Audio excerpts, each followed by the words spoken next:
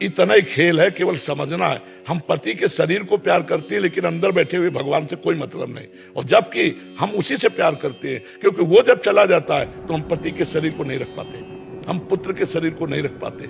ये अगर जागृत में ज्ञान हो जाए तो और कोई आराधना करने की जरूरत नहीं है, वो उसी आराधना से भगवान को प्राप्त। जैसे उदाहरण, महाराष्ट्र में अपने माता पिता को भगवान मान करके पुंडरीक जी सेवा कर रहे थे, वर्षों सेवा की, इतनी सेवा की कि स्वयं भगवान द्वारिकाधीश आए और कहा मेरे दर्शन कर लो। बोले कौन हो?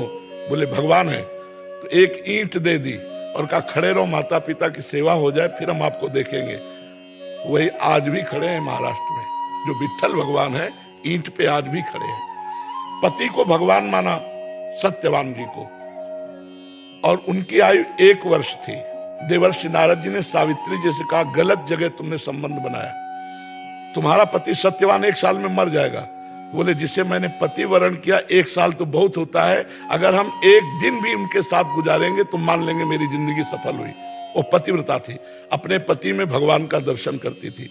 इस भावना में उनके इतनी सामर्थ्य आ गई, रोज तारीख नोट करती थी जब से ब्याह हुआ था। और जब 1 वर्ष पूरा होने को हुआ तो पति से कहा आज तक हमने कभी कुछ मांगा नहीं, आज मांगती हूं आपसे। क्या?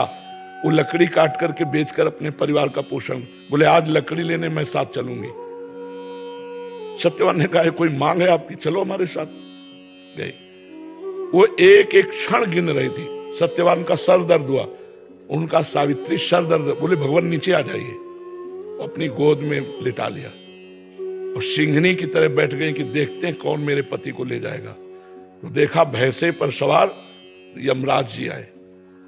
यमराज जी ने पास के द्वारा सत्यवान के सूक्ष्म शरीर को खींचा।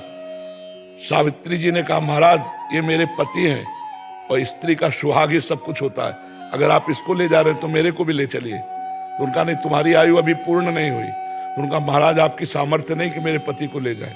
उनका अभी बच्चे हो तुम, ऐसी बातें नहीं करते, अगर तुम हमसे बात कर पा रहे तो केवल पातिव्रत धर्म के कारण। वो लेके चल दिए तो सावित्री जी पीछे चल पड़ी।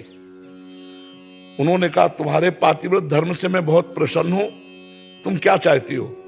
तो उनका हमारे जो सास ससुर हैं वो अंधे हैं, उनका राज्य छिन गया है, गरीबी से गुजारा कर उनका राज्य मिल जाए, उनके नेत्र जागृत हो जाए।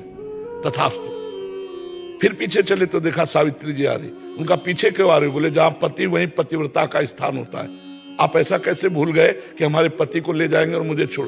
बोले एक वरदान और मांग लो। तो बोले जो मेरे माता पिता हैं, अर्थात मेरे कोई भाई नहीं है, उनके पुत्र हो जाए। बोले तथास्तु। फिर पीछे चल पड़े।